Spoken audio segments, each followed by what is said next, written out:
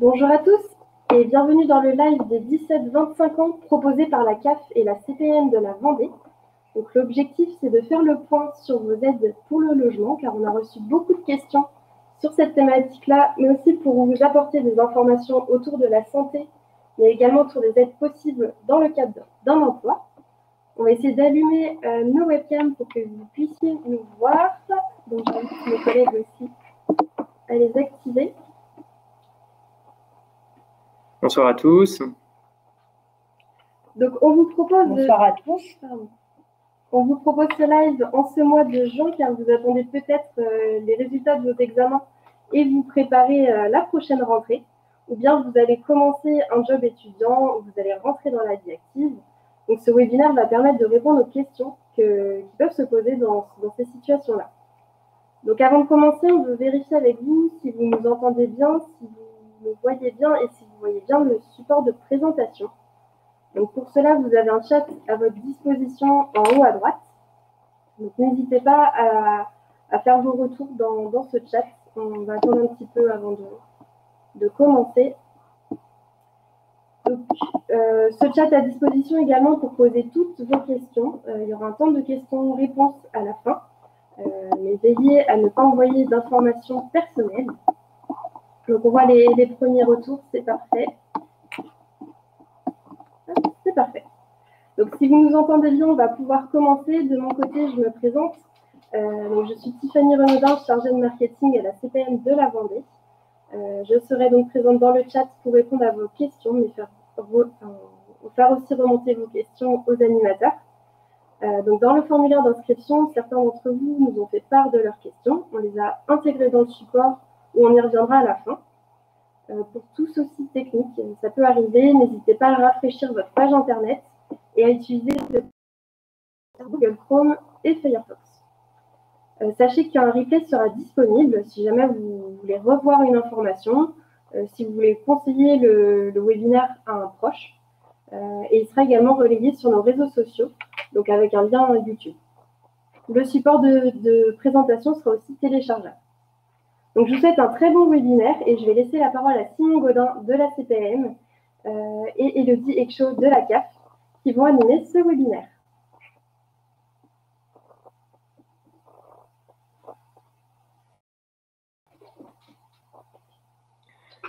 Donc bonjour à tous. Donc je suis, comme l'a dit Tiffany, Simon Godin de la Caisse primaire d'assurance maladie de Vendée et j'aurai le plaisir du coup d'animer ce webinaire avec Elodie Ekcho de la CAF de Vendée. Elodie, je te laisse faire la petite introduction sur la sécurité sociale. Bonsoir à tous. Donc, tout d'abord, je me présente. Je suis Elodie Ekcho. Donc, je travaille à la CAF de la Vendée et je suis donc manager d'une unité de production et donc en fait responsable des agents qui traitent vos dossiers ou vos futurs dossiers. Donc, tout d'abord, on s'était dit important, c'est de vous représenter un petit peu l'environnement de la sécurité sociale pour que vous puissiez pouvoir vous resituer. Donc, la sécurité sociale, elle est composée de 5 branches. Donc, très souvent, on se dit, enfin, moi, je me rappelle quand j'étais jeune, la sécu, pour moi, c'était l'assurance maladie et c'est tout. Et en fait, le reste, ça ne faisait pas du tout partie de la sécurité sociale. Néanmoins, si, et en plus, vous allez pouvoir voir que la sécurité sociale, tout son environnement, finalement, vous suit de maintenant, voire avant, quand vous êtes enfant avec vos parents, jusqu'à donc au travers de la branche maladie et accident du travail pour la Caisse primaire d'assurance maladie, qui donc représente la CAF, la branche retraite pour donc tout ce qui concerne la retraite bien évidemment, et la branche recouvrement pour tout ce qui est travailleurs indépendants et auto-entrepreneurs.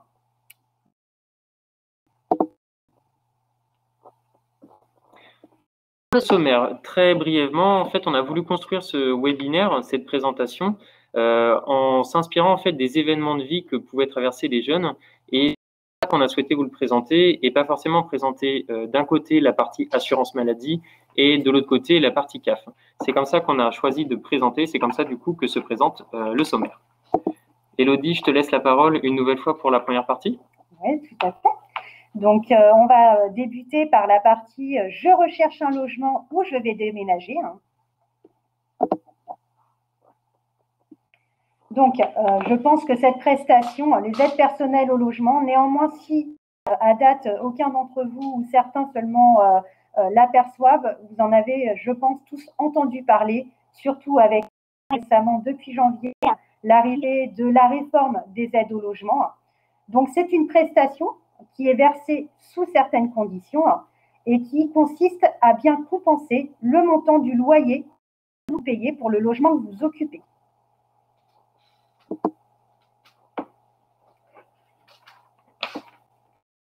Donc, les aides au logement, c'est quoi? Les conditions d'attribution. Donc, tout d'abord, mon logement, c'est ma résidence principale. Donc, qu'est-ce que ça signifie, ma résidence principale? C'est bien le logement que j'occupe au quotidien, régulièrement. C'est le logement également que je peux occuper dans une résidence, type foyer jeune travailleur, ou alors encore, je loue une chambre chez un particulier. La condition également de payer son loyer, puisqu'on parle bien de charge de logement. Quand on parle de charge de logement, c'est je paye mon loyer. Et on peut le payer soit seul puisque je loue mon logement seul, ou en colocation puisque j'ai décidé finalement de louer un logement à plusieurs pour différentes raisons. Puisque je n'ai pas envie d'être tout seul ou mon loyer est trop cher, je préfère le partager. La condition également, donc ça peut être d'être étudiant, en apprentissage ou encore en contrat de professionnalisation et d'avoir des revenus modestes, voire pas de revenus quand on ne travaille pas. Là, un petit focus quand même pour vous. Si vous souhaitez faire une demande et que vos parents perçoivent des retours, dans ce cas, il est très important de contacter la CAF. Alors, pour que ce soit clair pour tout le monde, il faut essayer de se repréciser un petit peu les choses. C'est-à-dire que souvent, en fait, on a remarqué, alors qu'on soit jeune, moins jeune, etc., on oublie certaines choses, à savoir, on oublie qu'on a des obligations de déclaration. Donc, par exemple, je bénéficie d'une aide au logement, j'ai prévu de déménager puisque l'année est terminée, je déménage, je change d'école, je percevais l'aide au logement et en fait, j'ai d'aide au logement, mais comme la CAF, elle continue à me verser mon aide au logement, du coup, si elle continue à verser mon aide au logement, j'ai confiance, c'est que j'y ai droit. Non, en fait, il faut bien se rappeler, et ça, c'est très important que ce soit pour maintenant, si vous êtes dans une situation ou pour plus tard, une demande d'aide au logement vaut pour un logement distinct. C'est-à-dire que cette demande, elle est faite, par exemple, je prends un logement à La Roche-sur-Yon, je fais une demande pour ce logement à La Roche-sur-Yon, je déménage l'année prochaine à Nantes, je fais une nouvelle demande auprès de la CAF de Nantes pour ce logement et en priorité, je fais ma déclaration de changement d'adresse également sur mon compte CAF pour indiquer mon déménagement. Mais c'est bien l'idée de faire une nouvelle demande. Et donc, comme j'expliquais un petit peu donc, en préambule par rapport au changement de situation, donc là, on était tout d'abord sur le changement d'adresse, mais ce qui est important aussi, c'est vraiment de déclarer tout changement, même temporaire, car cela peut avoir un impact sur le calcul de vos droits. Donc là, je parlais de déménagement, donc parce que forcément, on perçoit une aide au logement. Là aussi, ce qu'il faut savoir, c'est que l'aide au logement, elle est calculée aussi en fonction du logement que vous occupez, de la surface, de l'endroit où il est situé, avec le montant du loyer que vous payez. Donc, si vous déménagez et que le logement n'est pas le même, que vous êtes seul et puis finalement vous louez le prochain logement en colocation, ça ne sera pas le même montant, même si vous n'aviez toujours pas de revenus. Et donc, si on continue à vous verser une aide au logement alors même que vous n'êtes plus dans ce même logement, forcément, il faut bien se dire qu'il est probable qu'on vous ait trop versé et que donc vous ayez un trop perçu, pardon, ce qui signifie que vous deviez rembourser une aide à la CAF qui vous a été versée à tort. Donc, c'est vraiment l'intérêt toujours de penser à toujours déclarer, même si on se dit, non, la CAF, de toute façon, je l'ai déjà déclaré à la caisse primaire d'assurance maladie, donc la CAF est au courant. Eh bien non, en fait, toute déclaration, si vous la faites à la caisse primaire d'assurance maladie, vous devrez la refaire encore en plus à la CAF. Néanmoins, c'est très simple, hein, pour le faire, on a l'application Mon Compte, on a également le site Café Faire, donc j'ai envie de dire, même en vacances cet été, vous pouvez vous connecter à votre compte CAF et faire votre déclaration de changement de situation. Et là aussi où je me permets de faire un petit focus, c'est sur les changements de situation familiale, parce que très souvent les jeunes, c'est quelque chose que vous ne maîtrisez pas bien et c'est complètement normal, ce qu'on appelle la vie familiale au niveau de la CAF, puisque par exemple, vous êtes dans votre logement, vous percevez votre aide au logement, et là, vous avez une petite copine, hop, elle vient vivre avec vous. Et puis, vous vous dites, moi, je ne sais pas si ça va durer, on n'est pas pacsé, on n'est pas marié, donc je ne le déclare pas à la CAF, puisque dans les faits, j'en sais rien. Si, en fait, ce qu'il faut vous dire, je vais être très claire avec vous, c'est que si, que ça soit côté masculin ou féminin, à partir du moment où vous vivez ensemble et que vous partagez le même lit, vous êtes en couple pour n'importe quel organisme. Donc, il est important vraiment de le déclarer, puisque là aussi, du coup, vos aides, elles vont être calculées en fonction de la situation de couple et non plus de vous seul. Donc là aussi, c'est vraiment très important. Et puis, si jamais la situation, elle change, que ça soit dans un sens ou dans l'autre, même principe, hein, je me connecte à mon compte et je fais ma déclaration. Comme ça, au moins, je suis sûre que le bon droit est calculé en fonction de ma situation réelle. Donc, comme j'expliquais, hein, les démarches, donc toutes les démarches sont à faire via le Café Faire. Donc, pas d'inquiétude, hein, si jamais vous n'êtes pas encore allocataire chez nous et que vous avez l'intention et que justement vous êtes inscrit à ce webinaire en vous disant c'est l'occasion pour moi peut-être de savoir si je vais pouvoir avoir un droit à l'aide au logement. Donc, de toute façon, un lien va vous être remis dans le chat si ça n'a pas déjà été fait pour accéder simulateur de droit, donc qui vous permettrait d'aide au logement, pardon, qui vous permettrait d'estimer votre droit. En fonction du résultat, vous pourrez y faire directement votre demande en ligne. Et donc, pour les nouveaux allocataires, pour ceux qui n'ont pas encore de numéro d'allocataire, c'est lors de cette demande que vous allez recevoir un numéro d'allocataire propre. Et là, c'est pareil, je fais un petit focus à la différence, donc vous le verrez un petit peu plus tard avec Simon, à la différence de la caisse primaire d'assurance maladie. On a un numéro d'allocataire par département, c'est-à-dire que si vous faites votre demande d'aide au logement à la CAF de la Vendée, on va vous créer un numéro d'allocataire.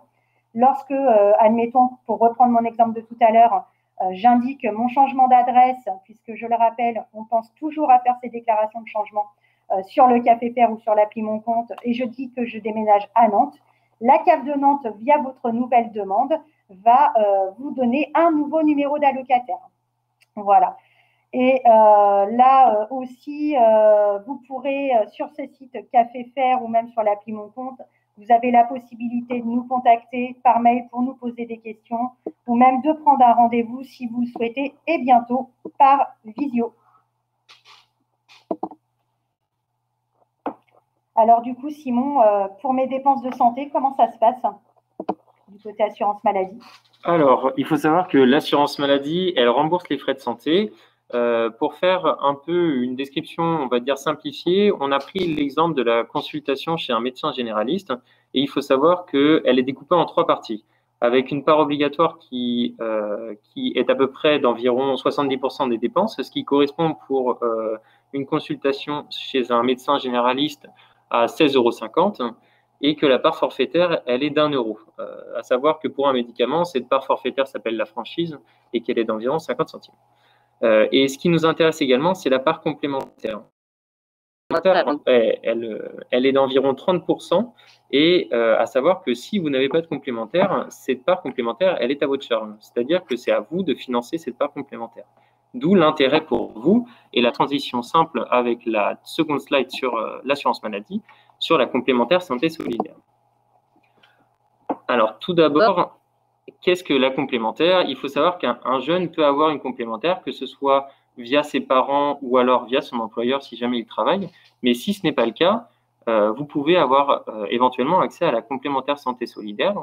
Et la complémentaire santé solidaire, donc c'est une aide pour payer vos dépenses de santé qui correspond à l'instant, comme je vous l'ai dit juste avant, et elle dépend de vos ressources. Soit elle ne vous coûte rien du tout, soit elle vous coûte moins d'1 € par jour et par personne. Les conditions pour en bénéficier, c'est très simple, il faut bénéficier de l'assurance maladie et ne pas dépasser la limite maximum de ressources. Comment faire sa demande? C'est très simple, c'est sur le compte Amélie. Chat, vous allez avoir le lien vers le simulateur justement pour faire cette demande de complémentaire santé solidaire. On a essayé en fait de se mettre également à votre place pour vous proposer 3 petites astuces pour limiter vos dépenses. Alors la première, ça concerne la carte vitale. Donc c'est important d'avoir une carte vitale, mais également de la mettre à jour, que ce soit en pharmacie ou en accueil en caisse primaire d'assurance maladie, et bien évidemment de l'apporter à chaque consultation. Ça vous évitera d'avancer les frais, c'est-à-dire d'éviter le tiers payant. L'astuce numéro 2, et qui normalement doit être bien connue maintenant de votre part, c'est les rendez-vous MT-Dents. Donc c'est des rendez-vous en fait qui sont pris en charge à 100% et qui se réitèrent tous les 3 ans. Il faut savoir qu'ils commencent à 3 ans et qui vont jusqu'à 24 ans. Donc vous, sur la tranche d'âge qui vous intéresse actuellement, c'est plutôt les 15, 18, 21 et 24 ans. Donc comment ça se passe? Vous recevez en fait un bulletin qui vous propose un rendez-vous chez le médecin pris en charge à 100% avant votre date d'anniversaire. Donc si vous avez 18 ans par exemple, vous allez recevoir quelques mois avant votre date de 18 ans et à partir de votre date d'anniversaire de 18 ans, vous aurez 1 an pour effectuer ce rendez-vous. Il faut savoir que ce rendez-vous est donc pris en charge à 100%, donc vous n'aurez pas de reste à charge, et qu'également, les soins qui sont associés à ce rendez-vous sont également pris en charge. La troisième astuce, et celle qui est un peu plus complexe, c'est l'astuce des secteurs des professionnels de santé pour éviter les dépassements d'honoraires. Alors, il faut savoir qu'il y a 3 secteurs. Le premier secteur, qui correspond aux professionnels de santé qui appliquent les tarifs qui sont fixés par la Convention, ça stipule que les professionnels de santé ne font pas de dépassement d'honoraires. C'est-à-dire que pour une consultation, par exemple, chez un médecin généraliste, tout sera pris en charge. Vous n'aurez pas de reste à charge ou quasiment pas. Sur le secteur 2, les professionnels de santé, ils adhèrent à la Convention, mais ils peuvent pratiquer des dépassements d'honoraires. Ça peut correspondre notamment à des gynécologues ou encore à des ophtalmologues. Et dans ce cas-ci, il peut avoir un reste à charge de votre côté. Donc, c'est-à-dire que et la part obligatoire et la part complémentaire ne vont pas suffire à rembourser la totalité de vos dépenses de santé. Et sur le secteur 3, les professionnels de santé n'adhèrent pas à la Convention et là, vous aurez un reste à charge très important. C'est-à-dire que la part qui sera prise en charge à la fois par l'assurance maladie et votre complémentaire sera faible par rapport au montant qui vous sera demandé. Donc, ce qu'il faut retenir, et en synthèse, c'est que le secteur, il impacte sur votre reste à charge et qu'il faut bien vérifier justement le secteur de votre professionnel de santé. À savoir que ces secteurs sont indiqués à la fois sur Doctolib et aussi en salle d'attente lors de vos rendez-vous. Le passage à 18 ans, qui est un passage et un événement assez important, il faut savoir qu'à date de votre anniversaire, vous recevrez un courrier de la Caisse primaire d'assurance maladie qui vous stipule que vous êtes détaché du compte de vos parents. D'où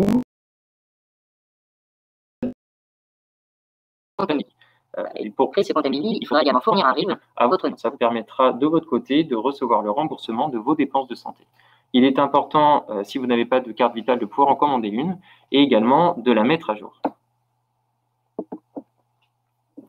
Donc sur le compte Amélie, Tiffany va vous mettre dans le chat le lien pour comprendre à quoi sert le compte Amélie et à la fois pouvoir le créer. Vous allez voir, c'est très simple. Et on vous a mis également 5 petits téléservices, petites astuces en fait qui sont possibles sur le compte Amélie. La première, c'est la mise à jour du RIB. La seconde, c'est le téléchargement de l'attestation de droit. Alors, attestation de droit qui peut vous servir pour votre premier emploi ou encore pour un changement de mutuelle ou avoir la première mutuelle. Ou également les suivre vos remboursements. Donc ça, on verra ça dans une seconde partie à propos des arrêts de travail également et des indemnités journalières. La 4e astuce, c'est de demander sa carte vitale. En effet, il est également possible de demander sa carte vitale sur le compte Amélie et vous verrez, c'est très simple.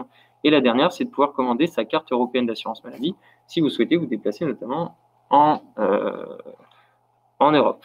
Il faut savoir que vous avez l'appli Amélie qui est téléchargeable à la fois sur Google Play et sur l'App Store.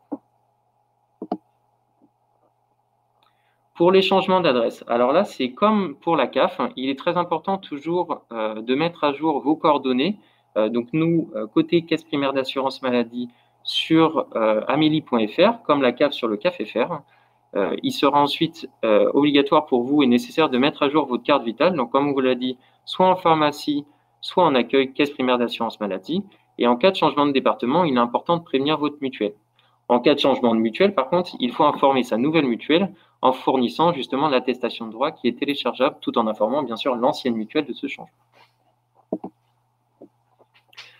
On s'est également imaginé dans ce live pouvoir vous faire une partie sur les difficultés d'accès aux soins qui peuvent vous concerner dès, entre guillemets, votre plus jeune âge, à savoir qu'on n'a pas forcément conscience des problématiques de santé qui peuvent exister, mais qu'il en existe forcément. Le premier service qu'on souhaitait vous présenter, c'est la mission accompagnement santé. Donc, c'est un service qui est dédié à l'accompagnement des assurés qui rencontrent des difficultés pour accéder aux droits et aux soins. Alors, il faut savoir très concrètement que ça se présente sous la forme suivante, c'est-à-dire qu'un conseiller vous appelle pour faire un point en fait avec vous, à savoir qu'il y a 2 points qui sont faits. Le premier point sur les droits, pour savoir à quoi vous avez le droit et à quoi vous pouvez potentiellement avoir le droit, et le deuxième point sur votre soin, à savoir quels soins vous souhaitez effectuer et pourquoi vous n'avez pas réussi à l'effectuer. Cette personne vous accompagnera de A à Z, c'est-à-dire qu'elle débutera l'accompagnement avec vous et vous accompagnera jusqu'à la fin du dossier. L'idée de cet accompagnement, c'est de pouvoir en fait accompagner les personnes qui sont en difficulté ou en renoncement aux soins. Et pour faire sa demande, c'est très simple. Vous pouvez contacter votre caisse primaire d'assurance maladie via votre compte Amélie, d'où l'importance de créer votre compte Amélie. Sinon, au 3646, qui est un numéro de téléphone qui est maintenant gratuit, ou sinon, vous pouvez toujours vous déplacer en accueil. On se fera un plaisir de vous recevoir. La deuxième astuce concernant les difficultés d'accès aux soins, c'est l'examen de prévention en santé. Alors, cet examen, c'est quoi? C'est un premier entretien avec un agent d'accueil qui, lui, fera un point avec vous et un second entretien avec différents professionnels de santé. Les professionnels de santé peuvent être divers. Il peut s'agir de dentistes pour, par exemple, faire un examen bucco-dentaire ou encore de médecins pour faire des tests d'audition ou des prises de sang. Ça peut également être des infirmiers ou encore des psychologues. À la fin de l'examen, le compte-rendu et le lien sera fait avec votre médecin traitant pour ne pas qu'il y ait de rupture dans votre parcours de soins. Et où faire cet examen? Là aussi, c'est très simple, c'est au centre d'examen et de santé qui est situé au 13 rue Pierre Bérégovoy à La Roche-sur-Yon. Pour prendre rendez-vous, il suffit de compléter le formulaire d'inscription qui est disponible sur amélie.fr ou de contacter le numéro suivant qui est le 02 51 44 68 99. Il faut savoir que cet examen de prévention en santé, il est ouvert dès 16 ans et que pour la tranche d'âge 16-18 ans, il n'y a pas besoin d'autorisation parentale. Il faut bien sûr bien apporter sa carte vitale lors du rendez-vous et c'est un rendez-vous qui sera pris en charge à 100% par l'assurance maladie. Je te laisse maintenant la parole, Élodie, pour la partie activité. Oui, tout à fait. Merci, Simon. Donc, tout à l'heure, on a pu faire un petit focus sur les aides personnelles au logement, donc qui, je pense, comme je le disais, est quand même relativement plutôt bien connu de l'ensemble des jeunes. Et en revanche, on a là aussi pensé dans ce live finalement que la prime d'activité qui, elle, est relativement récente, puisque c'est une prestation que la CAF verse que depuis 2016. Et donc, c'est la prime d'activité. Donc, la prime d'activité, c'est quoi? C'est une prestation, donc, comme je le disais, qui est versée par la CAF en complément d'un revenu d'activité professionnelle modeste et bien évidemment sous certaines conditions qu'on va pouvoir voir juste après. Donc, les conditions pour pouvoir bénéficier de cette prime d'activité. Donc, la première, c'est bien évidemment de résider en France. Je dois également avoir plus de 18 ans.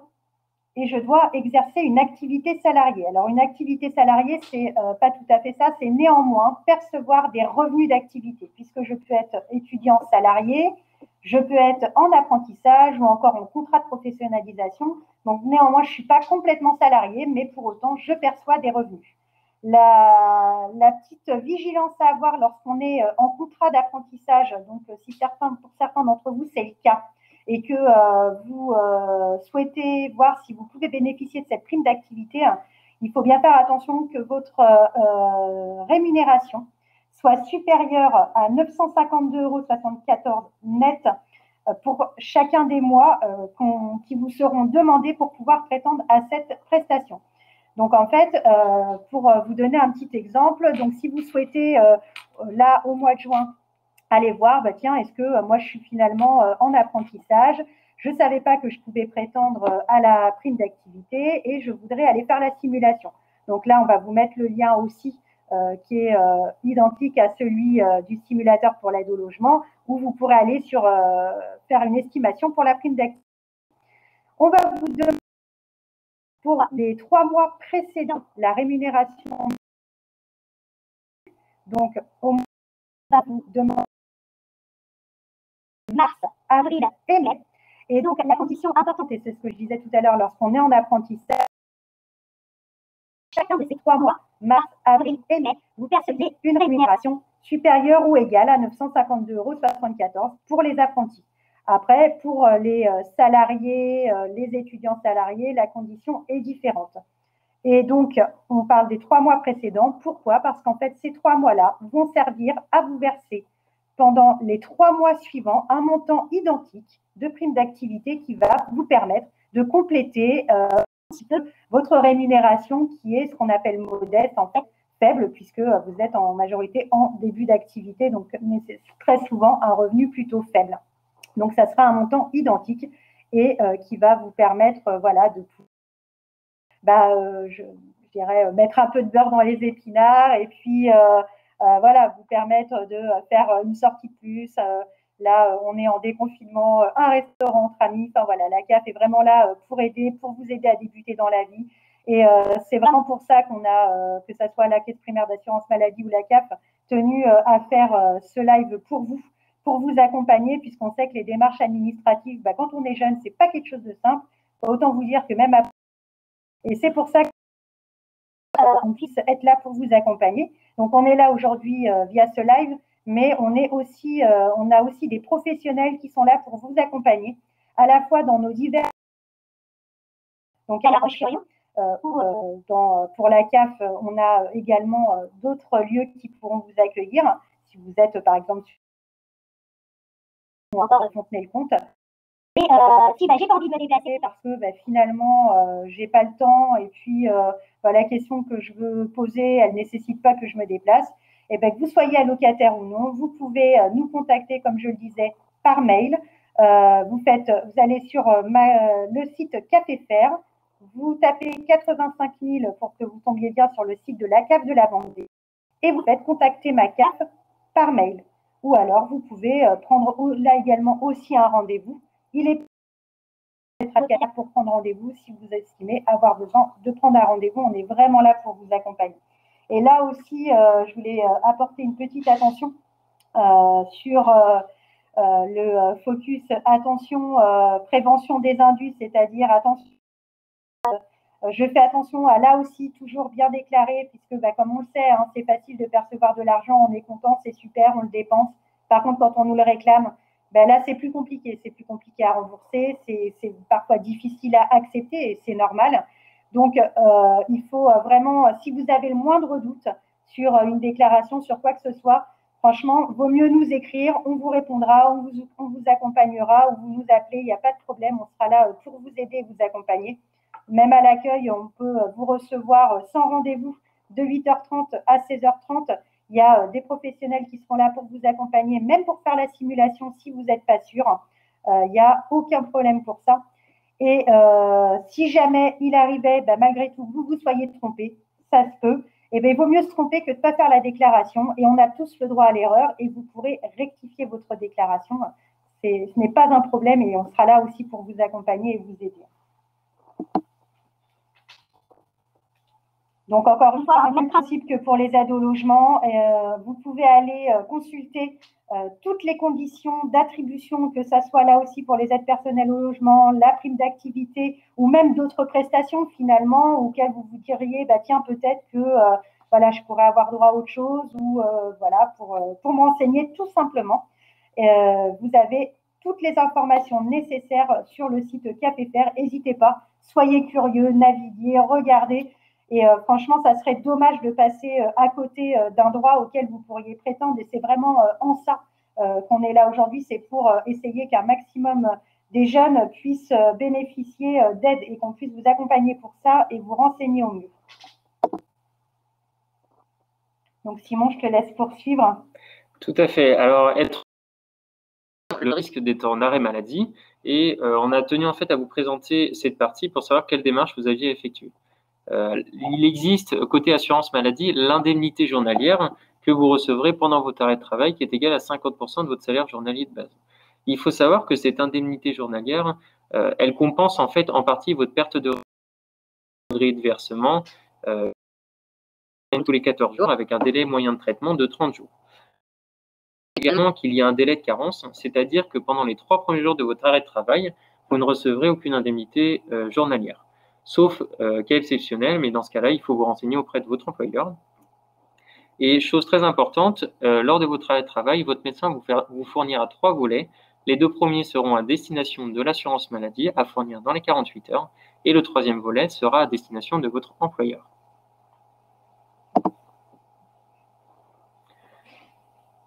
Qui verse les indemnités journalières? Donc, en cas d'arrêt de travail pour maladie, il faut savoir que votre convention collective, elle peut prévoir le maintien de votre salaire. Dans ce cas, c'est l'employeur qui verse un complément de salaire et qui vient compléter les indemnités journalières. Et les IJ sont théoriquement donc versés aux salariés directement par la caisse primaire d'assurance maladie, mais l'employeur peut les percevoir lui-même, c'est pour le compte de son salarié, et du coup, c'est ce qu'on appelle la subrogation. Donc, en cas d'arrêt maladie, il faut savoir qu'il y a des cas particuliers, bien sûr, comme toujours, et des cas d'exclusion. Tous les jeunes qui ont un statut de salarié, apprenti, jeune travailleur, jeune en contrat de professionnalisation, peuvent avoir le droit, du coup, à des indemnités journalières. Les conditions d'ouverture de droit sont donc, comme pour tous les salariés, c'est-à-dire 150 heures dans les 3 derniers mois ou 600 heures sur les 12 derniers mois pour les salariés avec une activité discontinue telle que l'intérim. Les cas d'exclusion sont les stagiaires qui sont sans gratification ou avec une gratification qui est inférieure à 3,90 € de l'heure. Quelle démarche? Donc, c'est la transmission de l'arrêt maladie sous 48 heures pour une étude de vos droits. Comme on vous disait, les 2 premiers volets pour l'assurance maladie et le 3e volet à destination de votre employeur. Alors, on vous a donné énormément d'informations et on a tenu à vous faire en fait une petite conclusion. Il est possible que vous connaissiez déjà cet interlocuteur, c'est la Boussole des jeunes. Il faut savoir que c'est un service qui a été installé sur le territoire et qui est destiné aux 15-30 ans et qui permet de mettre en relation les jeunes et les professionnels locaux pour faciliter vos démarches. Alors, ça peut être sur la thématique de la santé et du logement qui sont aujourd'hui ouverts. Surtout, n'hésitez pas à aller faire un tour justement sur le site de la Boussole.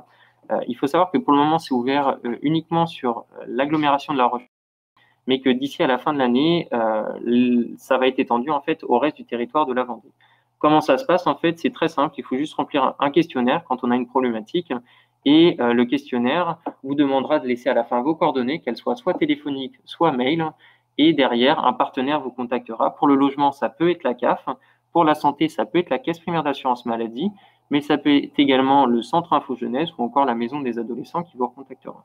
Il faut savoir que c'est vraiment un acteur qui devient important sur le territoire et qui permet de répondre à des problématiques très larges qui ne sont pas forcément que spécifiques. Si dans le cas où elles sont spécifiques au logement, n'hésitez pas à vous rendre sur la CAFFR ou à vous déplacer en accueil. Et dans le cas où elles sont spécifiques à la santé, vous pouvez toujours utiliser le compte Amélie ou vous déplacer en accueil pour nous contacter. Il faut savoir que la Caisse primaire d'assurance maladie et la CAF sont des organismes qui sont également présents sur les réseaux sociaux. Vous pouvez également les suivre, que ce soit pour la CAF sur Facebook, Twitter ou LinkedIn. Et sur la CAF, vous pouvez les suivre sur Facebook, Twitter, Instagram ou LinkedIn. Donc, n'hésitez pas, comme Tiffany l'a dit au début du live, à poser vos questions dans le chat. On essaiera d'y répondre le plus clairement possible. Et d'avance, on vous remercie pour votre attention et pour les questions que vous allez pouvoir poser. Merci beaucoup pour cette animation. Comme convenu, un temps questions-réponses qu'on a organisé dans un premier temps à partir des questions posées dans le formulaire. Il y a certaines questions dans le chat qui font écho. Je vais commencer pour des questions plutôt côté CAF. Donc, comment contacter la CAF si je n'ai pas de dossier? Alors, il me semble que j'en ai parlé un petit peu déjà dans ce live. Donc, je rappelle, hein, je ne suis pas allocataire, il n'y a aucun problème, on peut contacter la CAF à la fois si on souhaite se déplacer parce que la situation nécessite, voilà, j'ai envie de voir quelqu'un, vous pouvez venir dans nos accueils. Comme je le disais, donc nos accueils sont ouverts de 8h30 à 16h30 sans interruption, même pendant les vacances scolaires. Et sinon, vous pouvez également nous contacter par le site Café Faire en se rendant donc sur le département 85 000 dans MACAF 85 000. Contactez MACAF par courriel. Et là, vous pourrez envoyer un mail et on y apportera une réponse avec attention. On a également une question sur le compte CAF. Donc, par exemple, j'ai 15 ans. Le compte CAF, est-ce qu'il est pour moi ou pour mes parents? Et on a une question qui fait écho dans le chat. Donc là, c'est notre fils est toujours à notre charge et nous avons un numéro d'allocataire de la CAF. Si nous faisons une demande d'aide au logement pour lui, est-ce qu'on doit le faire sur notre numéro allocataire ou est-ce que c'est lui qui doit faire sa propre demande?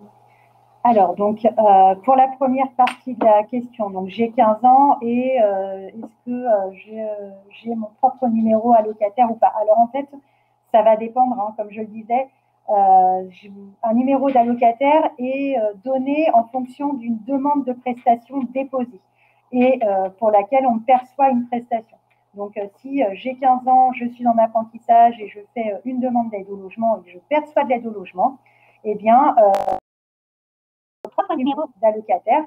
Et donc, pour les parents qui pourraient ce soir, donc ce qui est important, c'est de se dire que lorsque votre enfant perçoit, ou vous les enfants, vous percevez une prestation, donc aide au logement, notamment, vous n'êtes plus considéré comme étant à charge au sens des prestations familiales. Et j'entends bien au sens des prestations familiales sur le dossier des parents. C'est-à-dire que vous avez votre propre numéro d'allocataire. Vous ne pouvez plus être considéré dans le calcul des prestations de vos parents sur leur propre dossier. Donc ça rejoint une nouvelle question qu'on a eue. Oui. Donc à savoir, faut-il créer un compte pour le jeune pour l'aide au logement ou c'est sur le compte des parents? Tout à fait. Donc je vais répondre à cette question. Donc si votre jeune souhaite faire une demande d'aide au logement, il faut le faire en tant que nouveau allocataire et non pas par votre compte propre. Vous allez sur le site Café Faire et vous l'accompagnez, ou le mieux est de le laisser faire en étant à la rigueur à côté, pas de problème, pour lui faire sa propre demande d'aide au logement pour son logement en l'accompagnant.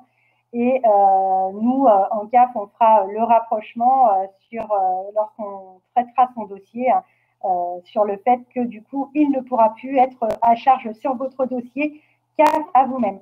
Donc là aussi, il me semble qu'on avait eu une question, Tiffany, sur le fait je perçois des prestations et est-ce que c'est valable finalement que mon enfant perçoive de l'aide au logement ou pas? Quelles conséquences pour mes prestations en tant que parent? Là, en fait, ça dépend. Chaque situation est vraiment personnelle. Le mieux, c'est vraiment dans ces situations-là de prendre rendez-vous avec un professionnel de la CAF. Et on est là, on accompagne, on fait la simulation ensemble de voir ce qui est le plus valable. Est-ce que c'est de conserver votre enfant sur votre dossier et continuer à percevoir des prestations pour lui? Ou est-ce que c'est plus valable finalement pour la famille que le jeune perçoive une prestation lui-même pour son logement? Donc de toute façon, on a, nous, tout intérêt à vous accompagner et à vous faire, je dirais, faire la meilleure, entre guillemets, à savoir vous accompagner, vous aider financièrement et vous permettre de faire le choix le plus éclairé possible et pour que vous puissiez ne pas être perdant, entre guillemets. Une autre question, donc on se base toujours sur le formulaire d'inscription. C'est pourquoi les aides au logement ont autant baissé pour les personnes en contrat de professionnalisation? Alors, pour cette question, je vais répondre d'une manière plutôt générique, puisque la question avait peut-être été posée plutôt sur un aspect personnel. Néanmoins, en fait, il est possible que les salaires que vous avez perçus en contrat de professionnalisation aient été pris en compte dans le calcul de vos droits. Or, en fait, normalement, nous, la CAF, on n'en tient pas compte de ces revenus en contrat de professionnalisation. à moins qu'il dépasse un certain montant, mais qui est honnêtement très élevé, donc c'est très très rare.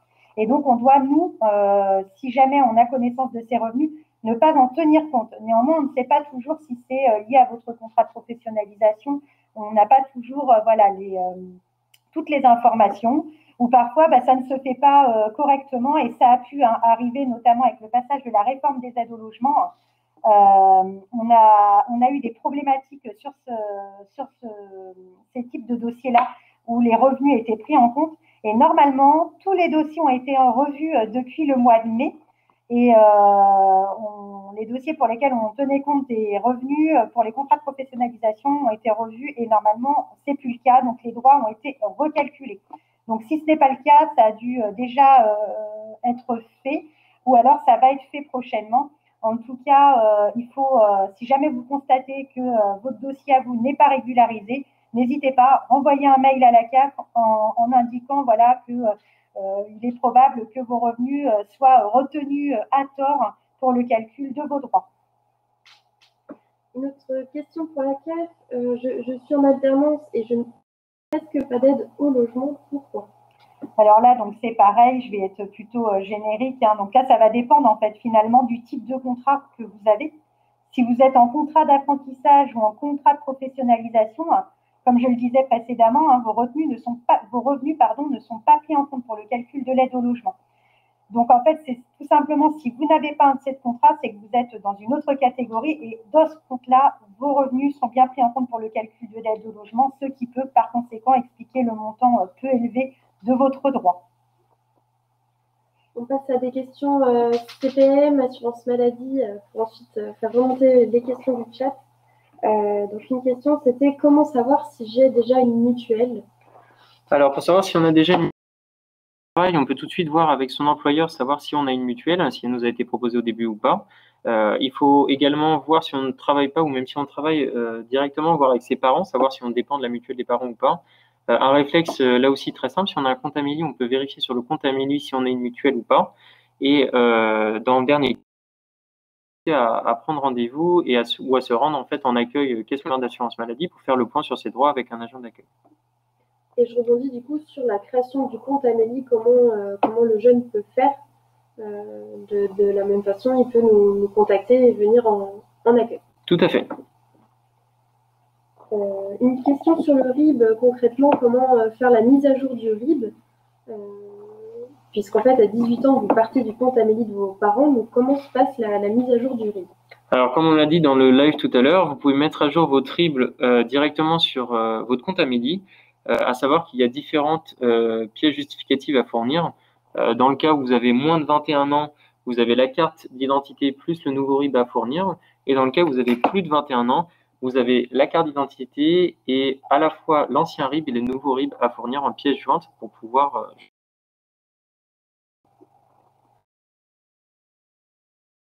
des questions du chat, en essayant de répondre le mieux possible à vos questions. Je vois que certaines questions sont très particulières, notamment sur les aides de la CAF fonctionnent-elles pour un accident du travail, avec comme suite dossier MDPH, c'est qu'elle figure assez importante. Là, c'est des dossiers très spécifiques. On vous invite vraiment à prendre rendez-vous. À prendre rendez-vous pour obtenir des réponses. Donc une question plutôt CAF, dans le simulateur, quand on est étudiant, le salaire à déclarer est-il celui des parents? La prime d'activité est-elle envisageable pour les étudiants qui ne travaillent que l'été? Alors, du coup, donc j'essaye de bien comprendre la question, c'est lors de la demande d'aide au logement, c'est ça, si je comprends bien, on vous demande le salaire. En fait, c'est vos salaires à vous, hein, c'est pas ceux de vos parents, puisque si vous faites votre propre demande de prestation, c'est bien tout ce qui vous concerne vous. Donc, du coup, si vous n'avez pas de revenus, vous, puisque vous êtes étudiant, vous n'indiquez surtout pas les revenus de vos parents. Parce que là, du coup, c'est la conséquence de pas de droit à l'aide au logement, puisque probablement ressources supérieures. Donc, non, il ne faut pas. Après, comme je disais, pour les primes d'activité, il faut en fait là faire la simulation en fonction des revenus perçus, en fonction de là où vous travaillez. il faut donc avoir perçu les revenus. Donc, même pour 2 mois, vous pouvez faire la simulation. Hein. Donc, si c'est que pour 2 mois, il faut voir si les montants, en fait, permettent de percevoir la prime d'activité. Cependant, si ça s'arrête après, ce qu'il faut savoir, c'est que du coup, il n'y aura pas de poursuite puisque la prime d'activité a bien vocation à compléter un revenu d'activité. Hein. Et donc, il faut là également avoir une situation professionnelle en adéquation avec les salaires perçus. Donc, si vous êtes derrière toujours étudiant, mais que vous n'avez plus de revenus d'activité, nécessairement, il n'y aura plus de versement de prime d'activité. Donc, pour toute situation où on s'interroge, ce qu'il faut faire, c'est aller faire la simulation, encore une fois, sur le CAFEFER. Et c'est vraiment le plus simple. Et si on voit qu'on a un droit, on fait la demande. Et si on a un doute, là, encore une fois, vous pouvez venir dans nos accueils, on vous accompagne pour faire la simulation. Ou bien, vous pouvez poser là aussi la question sur le CAFEFER. Tout à fait. On a également une question sur le changement d'adresse. Faut-il faire un changement d'adresse quand on a un logement en semaine, mais que l'on rentre chez nos parents le week-end? Alors, en fait, si vous avez fait une demande d'aide au logement pour le logement que vous occupez toute la semaine, il faut simplement nous indiquer, nous, c'est normalement l'adresse dont on a connaissance, c'est celle pour laquelle vous avez fait une demande. Après, si vous partez chez vos parents tous les week-ends, ben, c'est absolument pas grave. Hein, il n'y a pas de souci, il n'y a pas de déclaration de changement d'adresse pour nous dire que le week-end, vous partez vivre, vous partez passer le week-end chez vos parents. C'est pas nécessaire. Hein. Comme si vous partez 15 jours en vacances quelque part, pas nécessité non plus de nous faire un changement d'adresse. On parle bien quand on parle de changement d'adresse, c'est bien je déménage et pour une durée quand même conséquente. Alors, on a également la situation d'étudiants. Lorsque l'école et le logement sont hors Vendée, mais que l'entreprise est en Vendée, où est-ce qu'on doit se renseigner? Alors, on se renseigne là où on habite, puisqu'en fait, c'est, comme j'expliquais tout à l'heure, la demande, elle est faite pour le logement que vous occupez. Donc, c'est bien si vous êtes à Nantes et que vous travaillez sur Nantes, eh bien, votre demande doit être faite auprès de la CAF de Nantes. Alors, c'est un exemple, évidemment. Et même si l'entreprise pour laquelle vous travaillez, je vais vous dire n'importe quoi, est à Paris, eh bien, ça n'a pas du tout de coïncidence ni quoi que ce soit. C'est vraiment votre lieu d'exercice d'activité et surtout, principalement pour l'aide au logement, c'est le lieu où se situe le logement, puisque vous pouvez très bien habiter à Nantes et travailler à Angers. Et là aussi, je le rappelle, c'est un numéro d'allocataire unique. C'est-à-dire que si vous travaillez, si vous habitez sur Nantes, c'est un numéro à Nantes. Et quand vous ferez votre déménagement pour la CAF de la Vendée vous créera, lors de votre nouvelle demande, un nouveau numéro d'allocataire. C'est la même chose pour la CPM, c'est le critère, c'est la résidence, c'est pas le lieu de travail. C'est ça. Donc on a une autre question, si je suis apprentie au mois d'octobre, est-ce que j'aurai des aides car je paierai mon logement toute seule? Là aussi, ça va être... Il faut aller faire la simulation, tout à fait. Hein.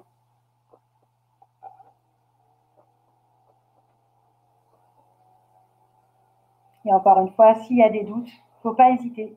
Parce que c'est souvent ça. Hein. Parfois, vous vous découragez parce que vous faites le test, vous ne savez pas très bien comment compléter. Parfois, les questions ne sont pas toujours très claires, comme tout à l'heure, l'exemple du salaire. Hein. Est-ce que c'est les miens? Est-ce que c'est ceux de mes parents? Je ne sais pas trop.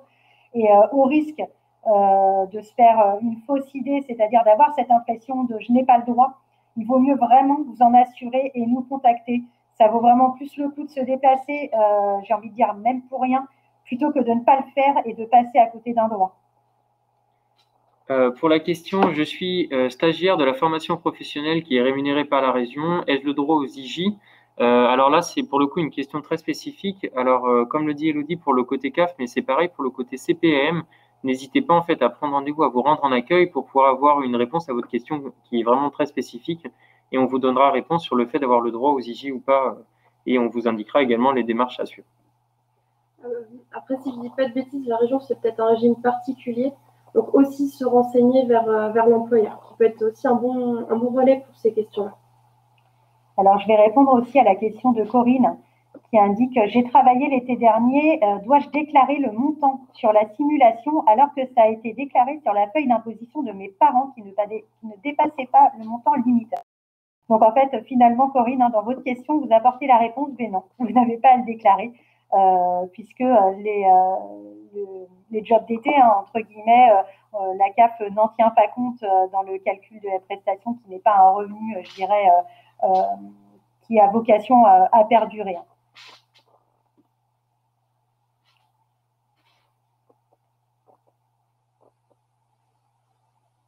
Alors, il y avait une question d'Antoine un peu plus haut, je pense, puisque là, je vois enfin en lien avec ma question d'avant, est-ce que ma compagne doit-elle créer un compte CAF pour toucher ses aides ou alors un seul de nous deux?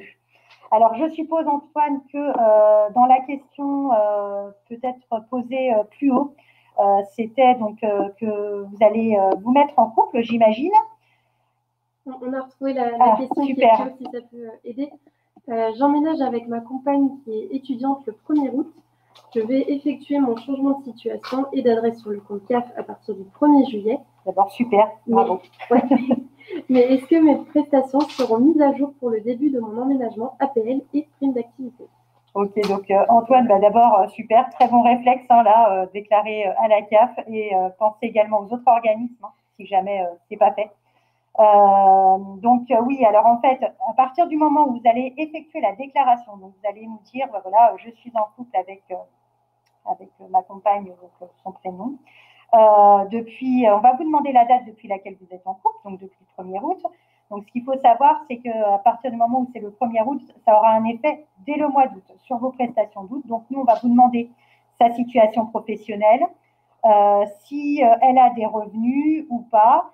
Et en fonction de tout ce que vous allez indiquer là concernant, on va effectivement recalculer vos droits à l'aide au logement en tenant compte de cette nouvelle situation de famille. Et si jamais vous percevez la prime d'activité, là aussi, en fait, votre prime d'activité va être recalculée en fonction des revenus perçus par chacun des membres du couple. Donc, vous devrez chacun effectuer votre déclaration trimestrielle avec vos revenus nets et ça sera un montant versé pour le couple. Il n'y aura pas un montant pour monsieur, un montant pour madame.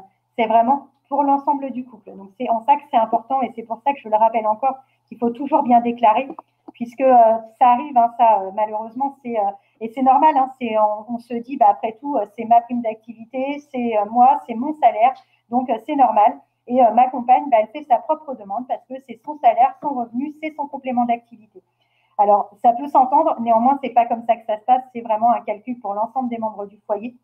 Et donc, c'est bien, lorsqu'on est en couple, une seule demande pour les deux membres du couple et un montant pour les deux membres du couple.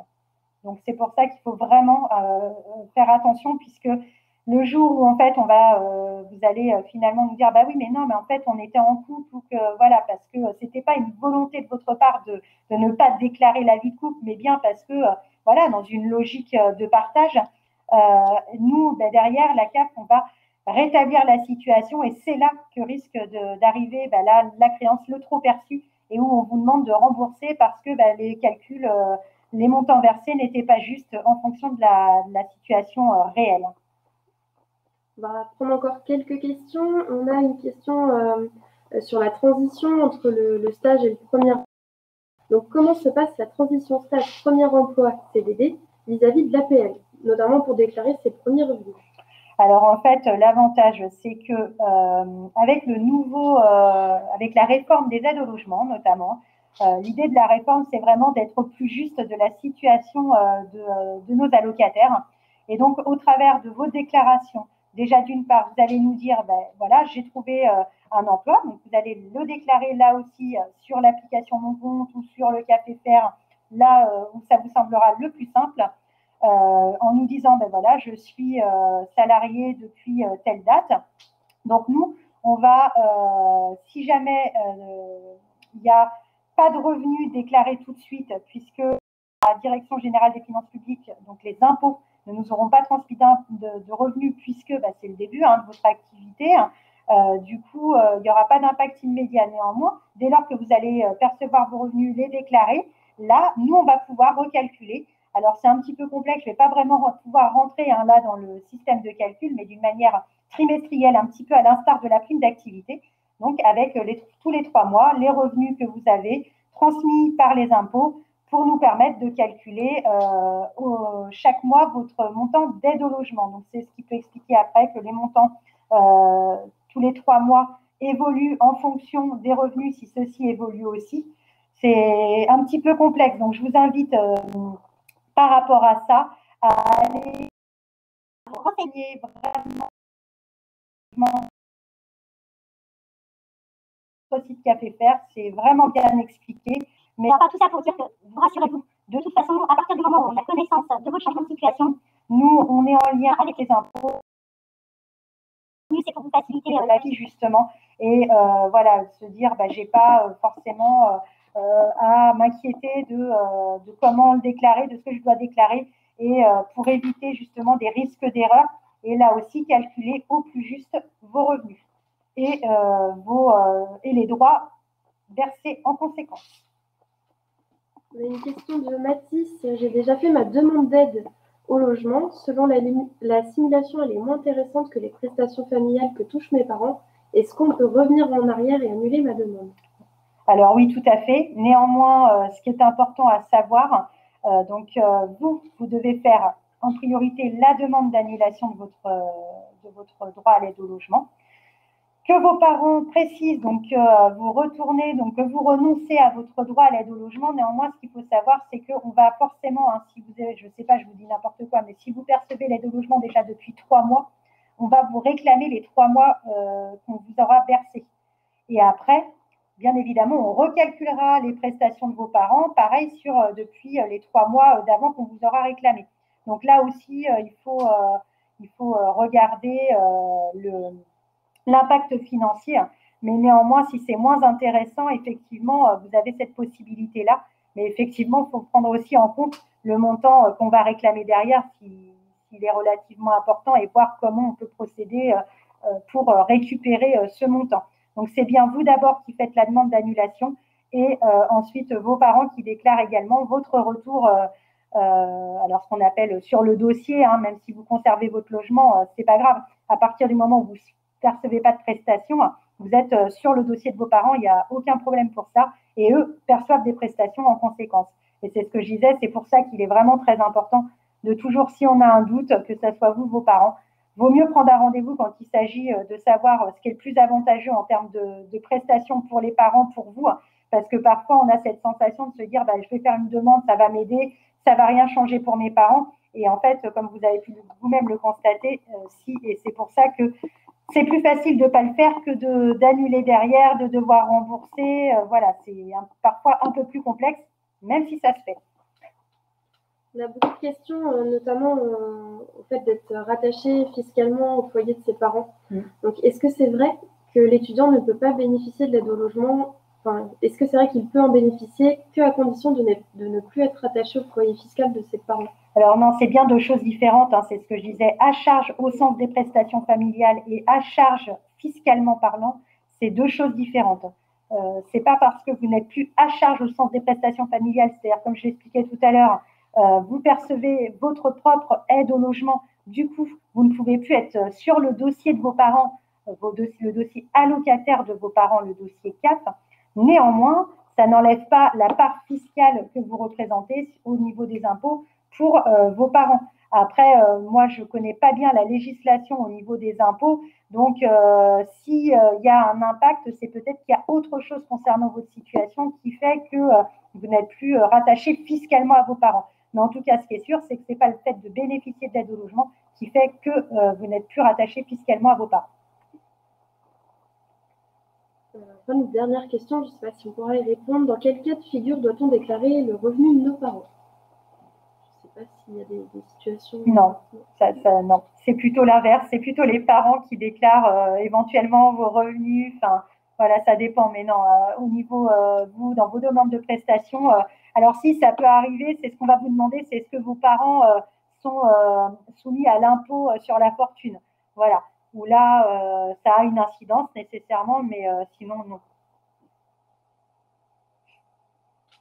Voilà, je pense qu'on a essayé de répondre à un maximum de questions. Il y a eu pour une personne une question très précise. On s'excuse, on ne pourra pas y répondre.